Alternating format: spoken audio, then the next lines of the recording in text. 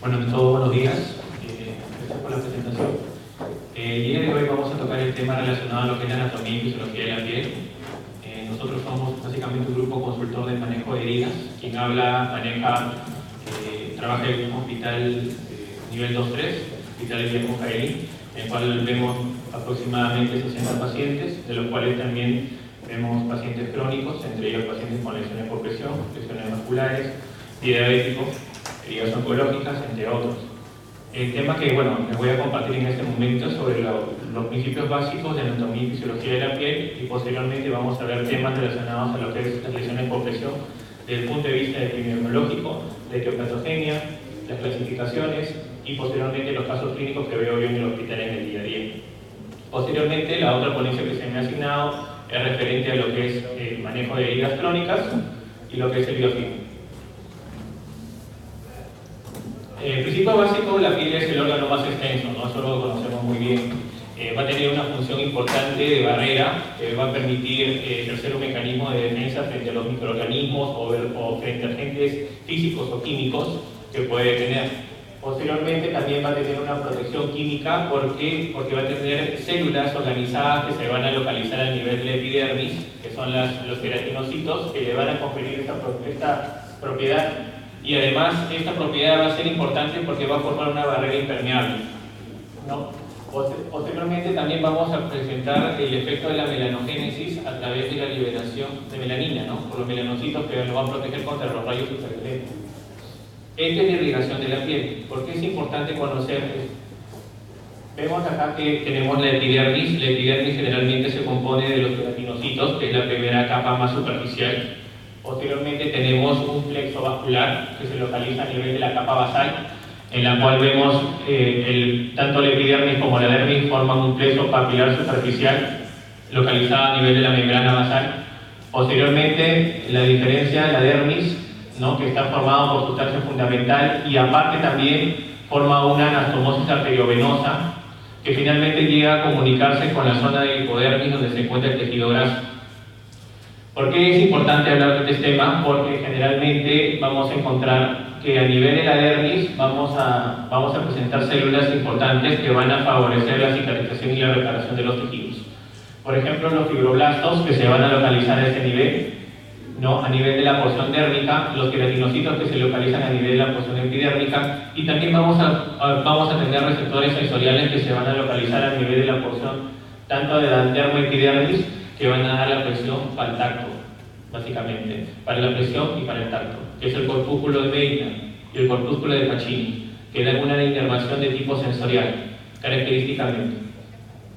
Posteriormente también nos sirve porque en algunas patologías, como las lesiones por presión, va a haber una presión, una fricción y un cizallamiento, ¿no? A nivel de la piel. Pero esto, ¿a qué se debe? A que básicamente va a haber un compromiso de la red vascular, generalmente superficial, posteriormente de la dermis y finalmente de la hipodermis.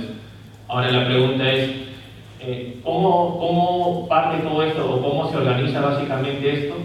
Se organiza básicamente por una red vascular importante, ¿no? Que le va a dar la vascularidad importante. Pero es importante saber de que los componentes químicos de la piel que se la van a localizar a nivel de la dermis no solamente van a contener agua en un 60-70%, sino van a contener lo que es la sustancia fundamental, que es formado por proteínas, lípidos, hidratos de carbono, enzimas, ¿no? y algunas vitaminas que van a permitir la cicatrización y reparación del tejido a nivel de la porción de los fibroblastos. Ven básicamente cómo van las terminaciones nerviosas localizadas a nivel de la dermis papilar, y acá tenemos parte de la dermis reticular, como parte de las terminaciones nerviosas a este nivel. Y vemos también de que vamos a tener una liberación de una secreción por las glándulas sudoríparas que van a llegar justamente de la porción dérmica hacia la porción dermoepidérmica, ¿no? Y estas glándulas sudoríparas van a tener una inervación de tipo autonómico. Por eso es que en algunas patologías, como por ejemplo el pie diabético, ¿no? Las heridas de pie diabético se caracterizan porque va a haber resequedad de la piel, va a haber presencia de hiperkeratosis, y esto va a formar una lesión preulcerosa. Esta es la explicación, porque básicamente el paciente diabético tiene neuropatía de tipo autonómica, en el cual va a haber una alteración de las glándulas sudoríparas. ¿Okay?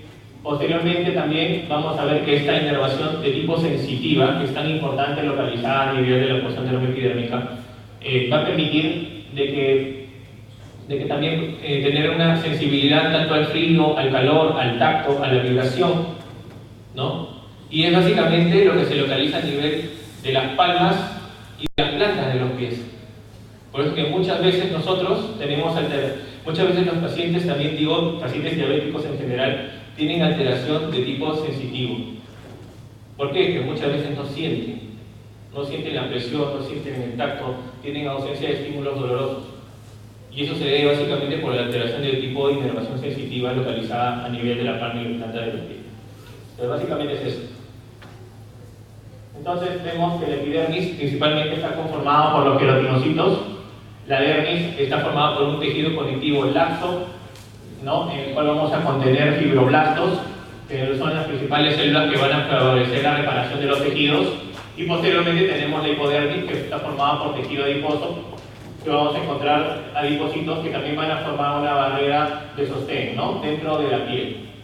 Posteriormente también vemos la rica red vascular, que se forma a nivel del plexo papilar superficial y profundo, ambos comunicados por el plexo dérmico, ¿no? Posteriormente también tenemos el folículo piloso, y en este folículo piloso vemos el músculo erector del pelo, que básicamente la sensibilidad al frío produce lo que es la piel de gallina. Básicamente se debe a este tipo de sensibilidad, a este tipo de inervación sensitiva. Entonces, en este tipo de inervación también vamos a encontrar lo que es las glándulas sebáceas, que no van a tener inervación. Y también vemos acá cómo la glándula sudorípara llega a básicamente su drenaje hacia la porción hacia la porción más superficial, ¿no? Es importante hablar también de la epidermis porque no solamente forma una barrera protectora. Como ven acá también tenemos varios estratos. El estrato córneo, que es el estrato más superficial, ¿no? Luego tenemos el estrato granuloso, luego tenemos el estrato espinoso. La característica es que ambos tienen queratinocitos, pero en el estrato espinoso vamos a encontrar los desmosomas, que son uniones intercelulares que van a formar una protección, básicamente, que va a unir tanto la capa basal como el estrato espinoso. Y esto básicamente le va a conferir la estabilidad y el sostén que necesita la piel necesariamente. Posteriormente también tenemos tenemos también el estrato lúcido, ¿no? Solamente va a estar presente entre palmas y plantas, ¿no? Y esto básicamente le va a conferir lo que es la elasticidad. Vemos acá a la célula de Langerhans. La célula de Langerhans se localiza en el estrato espinoso. La célula de Langerhans cumple una función importante. Es una célula presentadora de antígenos. Cumple una función importante desde el punto de vista de reconocimiento del microorganismo que ingresa inicialmente. Lo que hace esta célula, que se localiza a nivel del estrato espinoso, es identificar el microorganismo que llega y lleva su antígeno básicamente, o lo presenta su antígeno hacia el macrófago o hacia el polimorfo nuclear, para que este inmediatamente haga efecto a este microorganismo que se pueda presentar. Por eso es una célula que se localiza a nivel del estrato espinoso de la porción de la epidermis. Y posteriormente también tenemos a los melanocitos que van a dar melanina, que se localizan a nivel de la porción dermoepidérmica, como ustedes pueden ver. Es un epitelio poliestratificado que contiene básicamente la epidermis, ¿no? Característicamente, ¿no? Vemos las uniones intercelulares, los desmosomas localizadas entre dermis y epidermis, ¿no? Y cada uno tiene una capa importante que le va a conferir la barrera mecánica que necesita la célula. Por eso que en las células del epidermis 90% son queratinocitos y de los no queratinocitos 5% son melanocitos, células de Langerhans presentadoras de antígenos 2% y las células de Merkel, que son células que básicamente se van a encargar del tacto. ¿Ya? Células encargadas del tacto, básicamente. La dermis se va a caracterizar porque va a tener vasos sanguíneos principalmente, ¿no? Y es importante porque cuando existe un mecanismo de regeneración del tejido frente a una noxa, cuando pasamos de una fase inflamatoria a una fase proliferativa, lo que va a existir es la formación de neovasos. Y esta formación de neovasos se va a localizar a nivel de la porción dérmica, que es la porción donde está más vascularizada. Por eso es que la epidermis no es vascularizada, la dermis es avascular y recibe básicamente irrigación por parte de la dermis. y existen bastantes factores de crecimiento relacionados a la proliferación de vasos sanguíneos y básicamente también factores de crecimiento que van a estimular a los fibroblastos que van a encargarse de la reparación y cicatrización de las heridas. Y hay dos porciones, la dermis papilar y la dermis reticular, como les había comentado. Esto es importante también porque va a contener la sustancia fundamental que va a conferir la nutrición adecuada para facilitar la reparación del tejido. La dermis básicamente contiene la sustancia, es 90% de agua, electrolitos, proteínas, mucopolisacáridos, que van a ser fabricados por el mismo fibroblasto y van a favorecer la reserva energética dentro de la célula. Por eso es que muchas veces cuando nosotros utilizamos los apósitos, ¿no? Y siempre decimos, mantenemos apósitos que contienen celulosa, para convertir celulosa, para mantener húmeda la herida. Lo que se quiere es que básicamente contenga la mayor cantidad de líquido, tratar de mantener la temperatura adecuada y el pH adecuado dentro de la herida.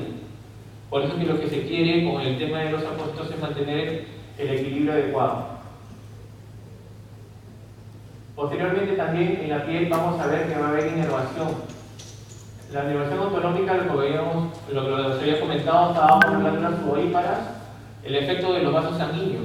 Los vasos sanguíneos van a tener inervación y básicamente en un primer momento, ante una etapa de inflamación, va a existir una vasoconstricción y posteriormente una vasodilatación por la liberación también de mastocitos, que son células que se localizan también al nivel de la porción dérmica.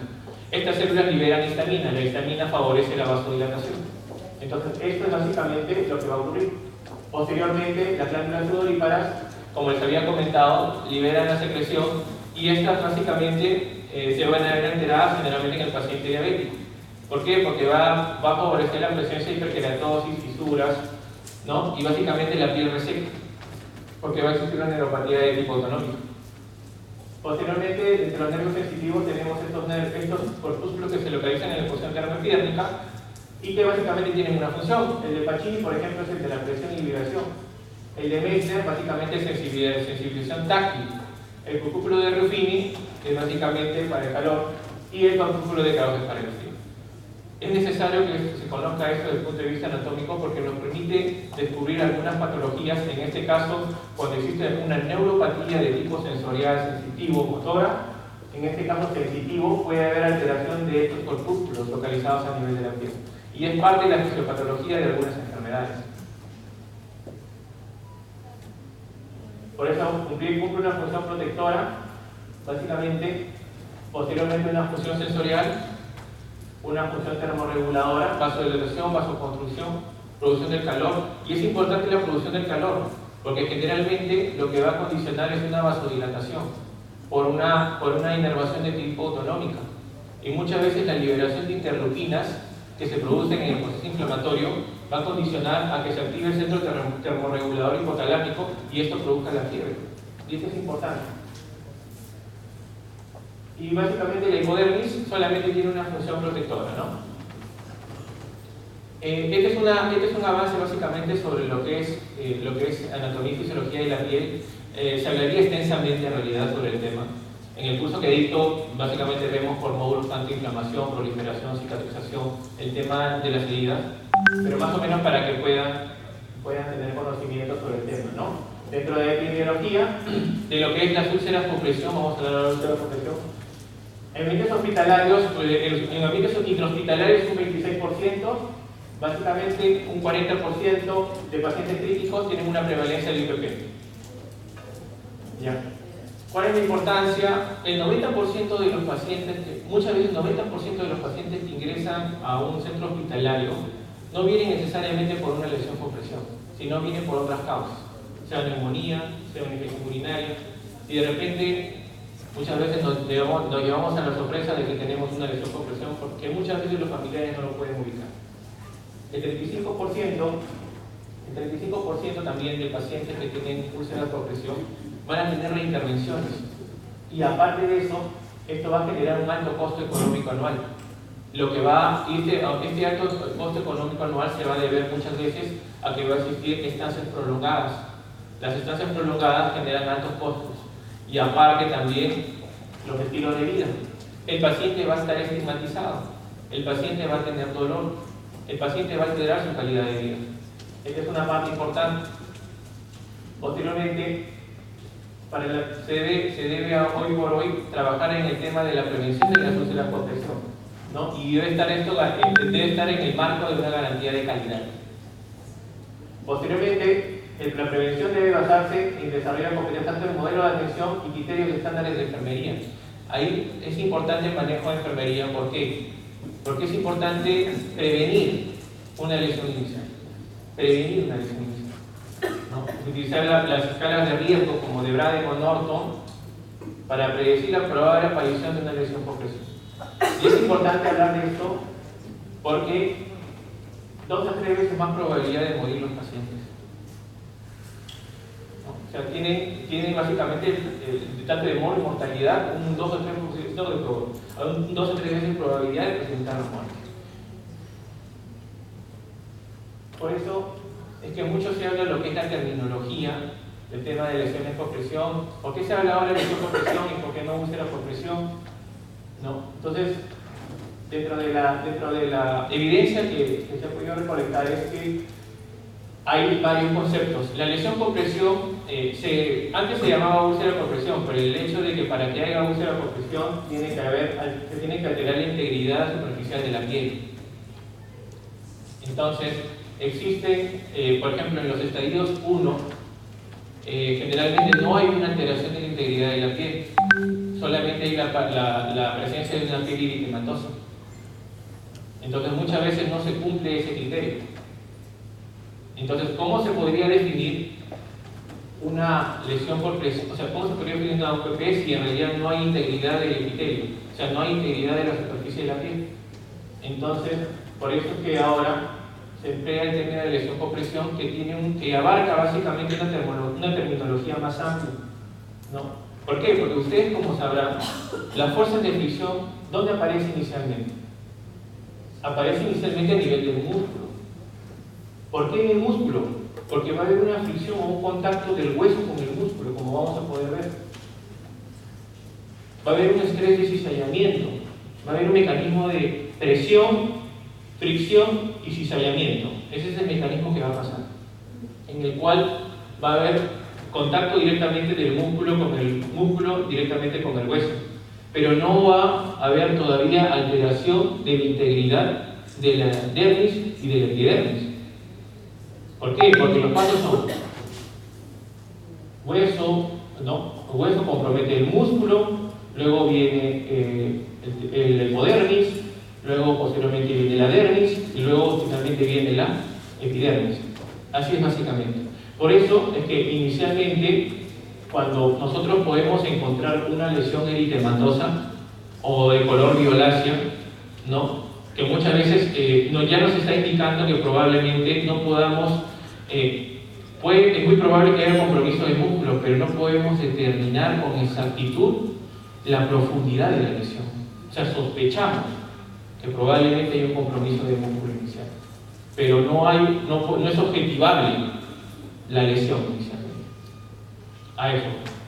Por eso es que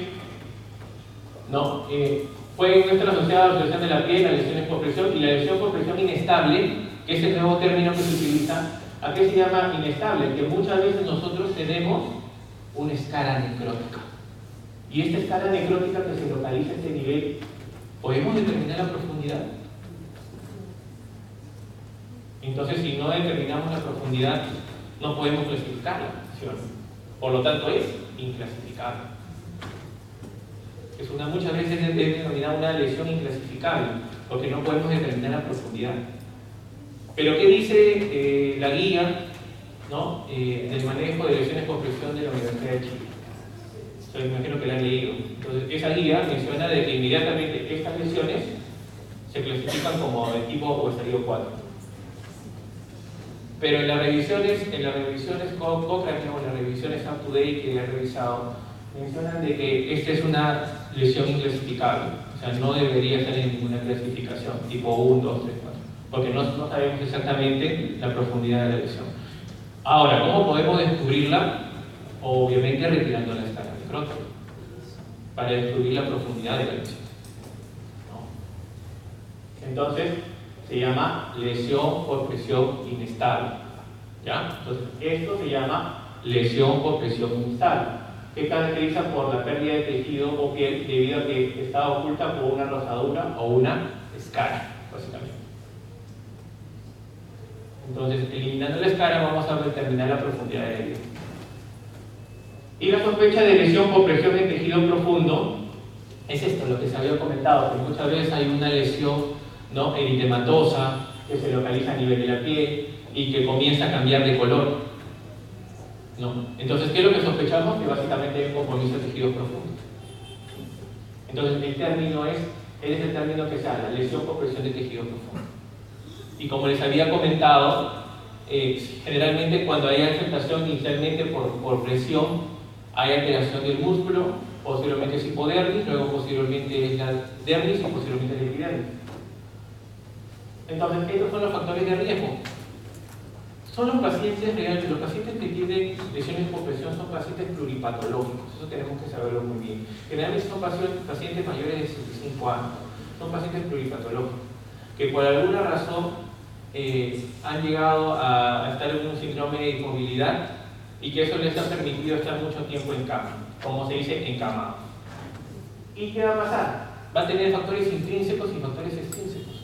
Dentro de los factores intrínsecos, ¿qué vamos a tener? Por ejemplo, paciente que tiene inmunosupresores, corticoterapia, pacientes desnutridos, hipoliuminémicos, ¿no? O sea, todo paciente que presente una lesión por presión es directamente proporcional con la desnutrición. Eso también ya está estudiado. Paciente con lesión por presión es igual paciente desnutrido. ¿Por qué? Porque dense en cuenta que los pacientes desnutridos tienen atrofia muscular y esa atrofia muscular genera mayor presión. Es directamente proporcional. Entonces, es importante saber de que si a eso le agregamos todos esos factores, ¿no?, que el paciente tiene alteración del sensorio, que está desorientado, que está confuso, asociado al déficit motor, a la espasticidad, por ejemplo, de un evento cerebrovascular, ¿no?, van a conllevar básicamente a la presencia de estos. Y no olvidar tampoco las secreciones, ¿no? Pacientes que también tienen dermatitis asociadas a incontinencia, clásicamente, ¿no?, a la secreción, tanto de la orina, la heces y todo eso también genera o contribuye también, ¿no?, a la lesión por presión. O sea, la lesión por presión obviamente tiene una fisiopatología y la dermatitis asociada a incontinencia también tiene otra fisiopatología, pero un paciente que está postrado, un paciente obviamente con pluripatológico, un paciente que no puede, obviamente, es un paciente que es totalmente dependiente, puede desarrollar o puede exacerbar más esto.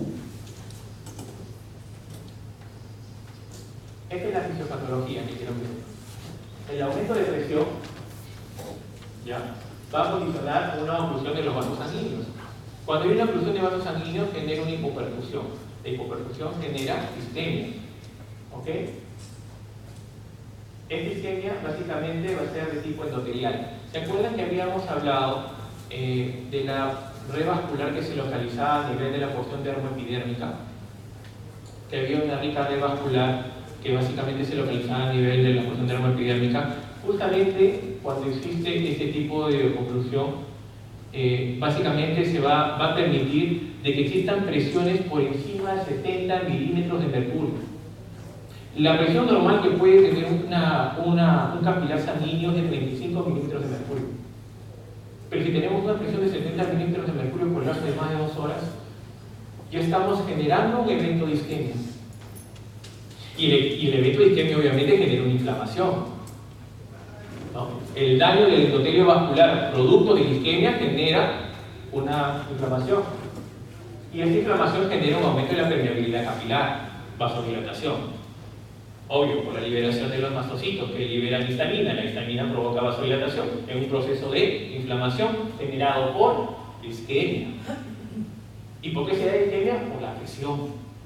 Entonces todo tiene una explicación. Posteriormente va a generar edema, va a generar difusión hacia los tejidos subcutáneos. No se olviden que el edema se va a caracterizar por un exudado, la liberación de un exudado inflamatorio, que no solamente van a haber elementos, o sea, leucocitos, sino también van a haber elementos formes, glóbulos rojos, van a haber leucocitos, van a haber plaquetas, todo. y eso va a generar edema. Eso va a generar exudado inflamatorio, ¿no? Va a pasar el líquido del intracelular hacia el intersticial. Y esto va a generar necrosis de los tejidos subcutáneos y finalmente necrosis de la piel como resultado final. Este es el mecanismo de la fisiopatología, pero no solamente de eso, lesiones multifactoriales, las lesiones por fricción, ¿no? Entonces fue una combinación de presión con fricción y a la vez también las lesiones de la humedad. Entonces todos contribuyen con todos para la formación básicamente de la lesión por presión. La presión, la fricción, el mecanismo de cizallamiento, posteriormente la liberación de secreciones, ¿no? Las secreciones que también van a condicionar dermatitis, o sea, van a, como se potenciar los sinergios, o van a generar una sinergia para que haya un daño directamente sobre la piel. Y acá ven, miren, aquí está el mecanismo de la presión. Este es el borde óseo, este es el músculo, este es la hipodermis, este es el poder, y posteriormente tenemos la piel acá. Ven acá cómo genera la presión. El borde óseo va a generar la presión y posteriormente ya va comprometiendo el músculo, ¿no? Y posteriormente no solamente se compromete el músculo, sino que también se compromete la hipodermis y parte también de la dermis, y finalmente se complican básicamente todas las capas. Se complican todas las capas posteriormente. Y ven acá los plexos, como les había comentado, en la etapa 2 y en la etapa 3 ya se ve alterado el plexo superficial, que es el plexo papilar localizado a nivel de la porción dermopidérmica, ¿no? Y posteriormente ya va a haber una alteración, ¿no? Va a haber una básicamente desintegración, ¿no? De la piel, y básicamente va a comprometer la zona del hipodermis y llega a comprometer inclusive el músculo, ¿no? En la etapa 4 puede comprometer cartílago, puede comprometer músculo, puede contener tendones, compromete ya la parte más profunda. Y ven, este es el ejemplo básico, ¿no? Y todo por el mecanismo básicamente de la presión. Por eso en el estadio 1 vamos a encontrar un eritema. No va a haber alteración de la integridad cutánea, pero sí vamos a encontrar un eritema que nos está prediciendo de que hay una presión, ¿no? Que se está formando un proceso inflamatorio.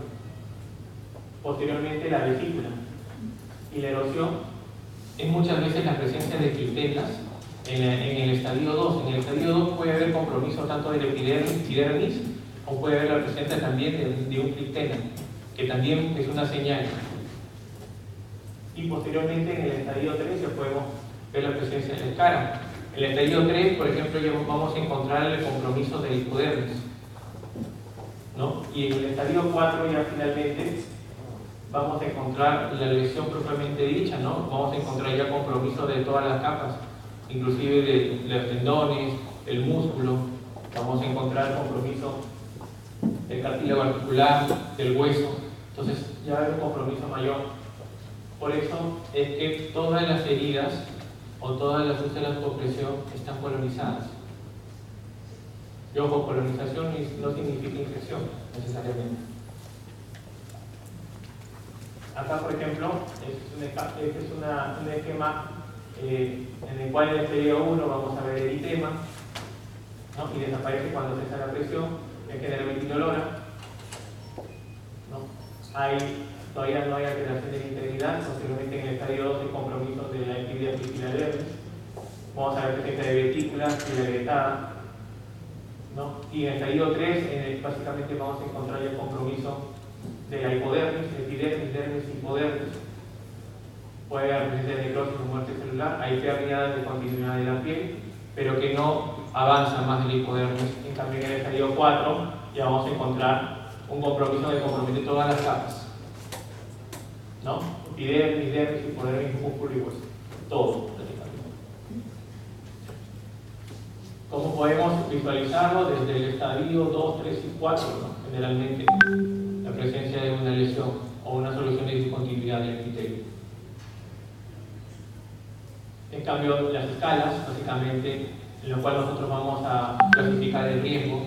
Si es una clasificación menos de 12, tiene alto riesgo. Si es una clasificación de 13 a 14, riesgo moderado, y un riesgo bajo de 15 a 16, ¿no? Es importante eso también. Luego también tenemos otra escala, que también puede ser la escala de Norton, en el cual también evaluamos el estado mental, actividad, movilidad y continencia. ¿Por qué el estado mental? Porque obviamente un paciente que está soporoso, ¿no? Obviamente va a estar más tiempo en cama, ¿no? Entonces eso obviamente también va a alterar su estado, porque muchas veces es importante valorarle la escala del dolor, y la escala del dolor es muchas veces de acuerdo a una escala visual análoga, en el cual vamos a ver el estado del paciente, vamos a objetivar ese estado, vamos a decir de la puntuación del 1 al 10, cuánto le duele, que eso también es importante, ¿no? Como les hablaba de lo que es la optimización del dolor, ¿no? Generalmente la evaluación inicial debe documentarse, ¿no? Con una escala visual análoga, en el cual del 1 al 10 nosotros evaluamos cuánto le duele al paciente, ¿no? Y posteriormente también es importante abordar efectos locales como la isquemia, la infección o la ruptura de piel circundante. Por ejemplo, los pacientes en la bibliografía, los pacientes que tienen lesiones, dolor de tipo, o sea, dolor de leve intensidad, generalmente se puede manejar con antiinflamatorios, analgésicos orales no opioides. Muchas veces también se utilizan los apósitos con ibuprofeno para el manejo del dolor, ¿no? Pero cuando tenemos un dolor de tipo moderado e intenso, generalmente utilizamos los opioides. ¿Qué opioides tenemos? Por ejemplo, tenemos el tramadol, tenemos la codeína, o podemos utilizar combinaciones de codeína con paracetamol o tramadol con paracetamol para evidenciar un efecto sinérgico. Pero cuando el dolor es severo, generalmente utilizamos terapia endovenosa. Muchas veces en los pacientes con lesiones por presión hablan de que muchas veces el dolor es tan intenso que básicamente podemos utilizar opioides mayores. ¿A qué me refiero con esto? A la utilización, por ejemplo, de morfina, a la utilización de la oxicodona, que lo utilizamos muy bien de 20 miligramos vía oral. O sea, muchos de los pacientes llegan a tener un dolor tan intenso que muchas veces es incapacitante.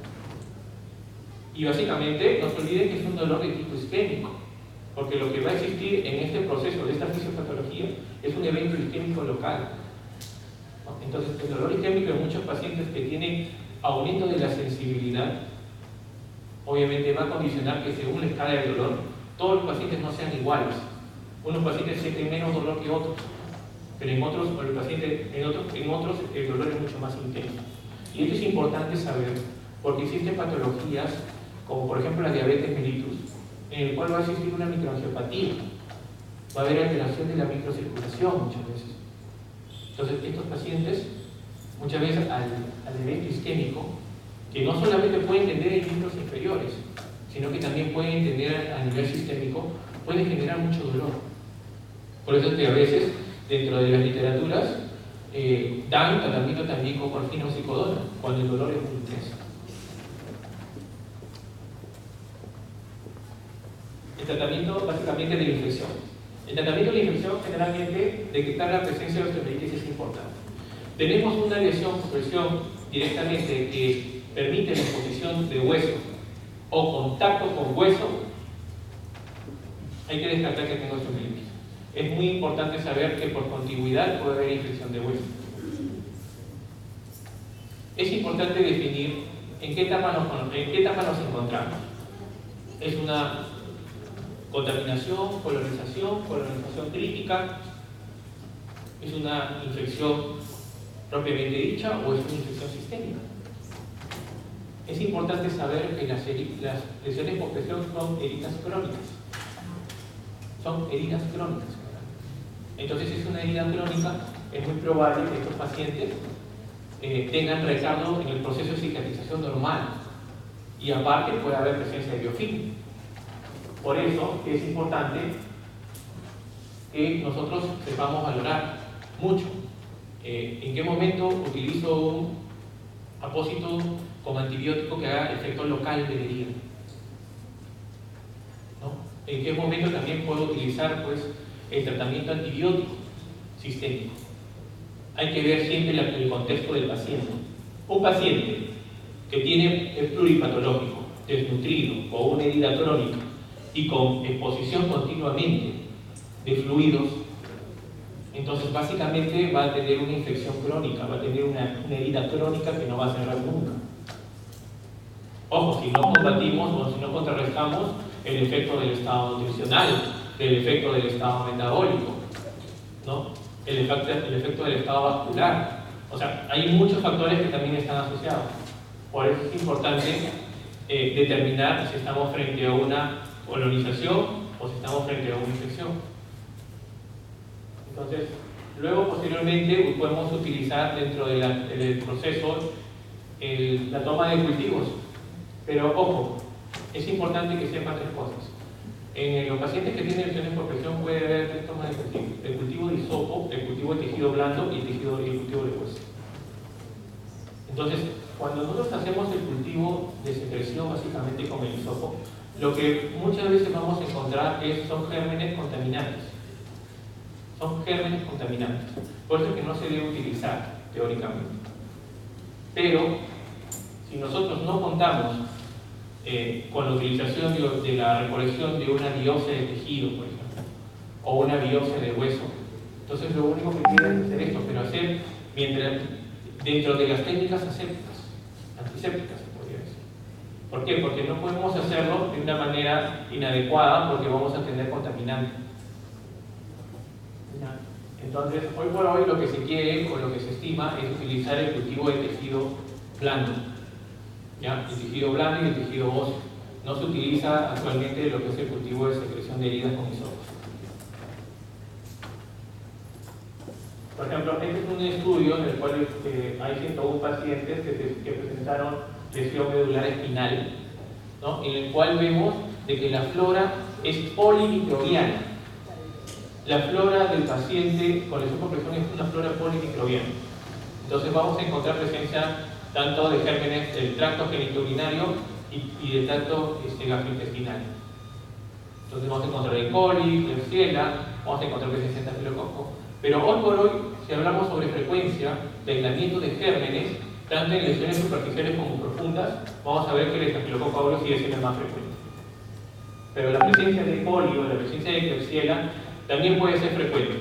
Por eso en este estudio de 101 pacientes lo que se aisló generalmente fueron las enterobacterias, ¿no? Un 48% de lo que es E. coli, por ejemplo. ¿Ya? Entonces, luego posteriormente tenemos que optimizar el estado nutricional. ¿Qué importante es el estado nutricional? Por lo menos 1.5 gramos por kilogramo de peso en el aporte proteico debería tener un paciente con lesión por presión. Y por lo menos 30 kilocalorías por kilo de peso debería tener un paciente. Si hacemos la fórmula nutricional. Y justamente lo digo porque obviamente hay estudios que también dan fe de esto, ¿no? Que por lo menos 30 kilocalorías por kilogramo van a disminuir el diámetro de la úlcera. Porque obviamente los datos que nosotros obtenemos es datos de curación de la úlcera y datos de disminución del diámetro de la úlcera. Esos son los datos clínicos que nosotros tenemos cuando hacemos seguimiento y hacemos estudios en nuestros pacientes. Y es importante la albúmina sérica.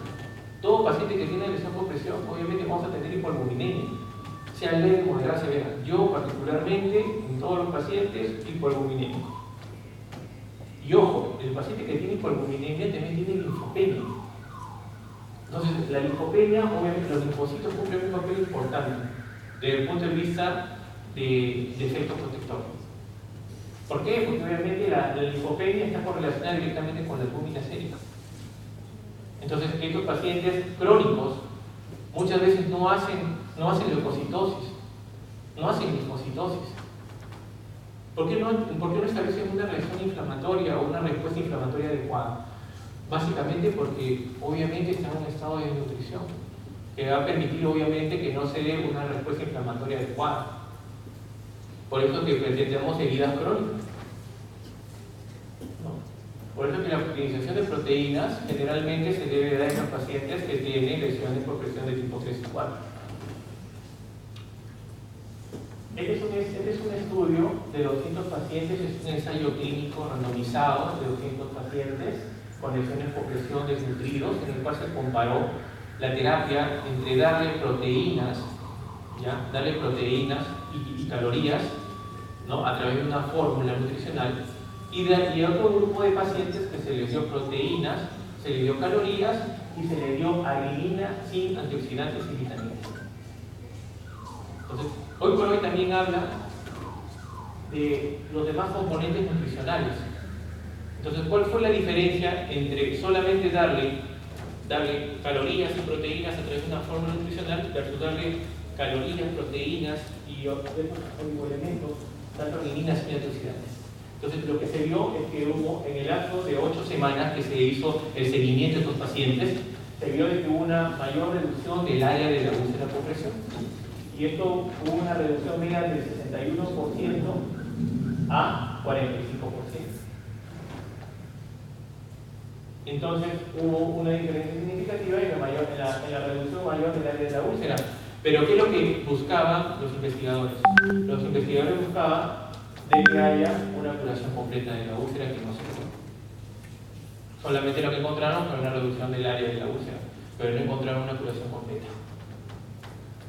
Bueno, entonces finalmente, viendo estos hallazgos, ¿no?, de esta reducción del 25% de los diámetros de la úlcera, lo que pudieron comprobar es que, bueno, el efecto sinérgico, ¿no?, de tanto las proteínas con las calorías junto con estos oligoelementos, bueno, favorecía el retardo, o bueno, la estabilización de el retardo de la disminución del diámetro de piel, ¿no? Entonces, estos son los casos. Habíamos visto el estadio 1, solamente un eritema, puede haber el estadio 2, compromiso también de la dermis epidermis. El estadio 3, ya hay compromiso del epidermis, puede haber una presencia de grasa. En el estadio 4 puede haber presencia de compromiso de músculo, compromiso de hueso, que es más profundo, ¿no? Hay úlceras por presión asociadas a dispositivos que ustedes también han visto, puede por coma mascarilla, collarines, subetórax, y obviamente las zonas de presión, ¿no? En la zona del cúbito dorsal tenemos la región sacra, la región de talones. El tema de la localización más frecuente de las úlceras por presión es muy discutido. Generalmente algunos encuentran que la zona de sacro es la más frecuentemente aislada, pero otros encuentran que también la zona de talón. Entonces muchas veces hay una discusión, no se define exactamente. Eso depende mucho de los estudios. Por ejemplo, un estudio que se realizó en el Hospital Cayetano Heredia, ¿no?, de 250 pacientes, había comprobado de que había generalmente lesiones a nivel del sacro, que era la más frecuente. Tenemos presencia de tejido necrótico, ¿no?, que muchas veces no va a permitir hallar la profundidad de la herida, la presencia de tejido con fibrina, tejido con esfacelos, la presencia ya de un tejido de granulación, que es importante que podamos poder diferenciar y podemos saber, básicamente, describir la lesión, ¿no? Este es un paciente varón de 64 años, con una lesión necrótica de 8 semanas de evolución, paciente con ácido isquémico, miren, pluripatológico, es importante. Ácido isquémico, diabético, hipertenso, fibrilador, continuidad de inmovilidad, o una glicosilada de 8.6 gramos, totalmente metabólicamente descompensado partiendo de ahí. En un paciente que está también desnutrido, con una albúmina de 2.5, cuando el valor normal es 3.5 a 4.5, y una PCR de 5. Este paciente no había presencia de leucocitos de inhibición inicial. Entonces, este paciente ingresó con esta úlcera. Lo que hice inicialmente fue una debilidación, ¿no? Hice la debilidación del tejido y posteriormente lo que encuentra es parte del tendón de la región trochanterica. Este es otro, ¿no?, paciente de 86 años de edad, también diabética, 10 años, hipertensa, síndrome de inmovilidad, con una glicosilada en 7.2. También paciente metabólicamente descompensado, con una albúmina en 3.1, y este paciente tuvo un cultivo y una E. coli sensible. Obviamente muchos de los pacientes que presentan estas heridas crónicas, ¿ya? Porque esto es una herida crónica. ¿Cómo determinar que es una herida crónica? Por el tiempo de evolución. ¿Y acaso ven acaso signos de flegosis? Yo no veo signos de flegosis. No hay calor, rubor, no hay nada. El paciente fue un hallazgo, nadie sabía, básicamente. Entonces, básicamente, había una lesión profunda, inclusive había contacto con hueso, que liberaba abundante sudor inflamatorio en el contexto de un paciente desnutrido, un paciente metabólicamente descompensado, ¿no? En este contexto de este paciente, Y es otro paciente que se desarrolló también una lesión en el talón. Paciente varón de 32 años, hipertenso, con insuficiencia arterial, falla cardíaca crónica. También presencia del leucocito este paciente tuvo leucocitosis en la dirección izquierda, hubo PCR de 10 y también se dio estafilococo en este paciente, ¿no? Entonces, la mayoría de pacientes que ustedes van a observar son pacientes desnutridos porque es directamente proporcional. Muchas veces son pluripatológicos. La hipertensión arterial es una de las enfermedades más prevalentes a nivel internacional, pero es la que más se ha asociado a lesiones por presión. Es la que más se ha asociado a lesiones por presión, ¿no? Entonces muchas veces dicen que está relacionado el tema vascular, porque no se olviden que en la presión arterial, la hipertensión arterial, hay una hiperplasia de las células musculares lisas que se encuentran en la capa media de la arteria. Y eso genera obviamente un aumento de presión a nivel de la zona. Si tenemos un paciente con aumento de presión y tenemos a la vez un paciente que ejerce un mecanismo de presión local, ¿no? Por el tema básicamente de contacto del hueso con el músculo, entonces esto va a generar un mayor grado de isquemia, mayor grado de alteración o mayor predisposición a presentar una lesión por presión. Obviamente, claramente en un paciente desnutrido, ¿no? Que va a presentar atrofia ósea y otras características. Entonces, eso sería todo más o menos de la charla que quería comentar. Tenemos otra charla sobre el Excel.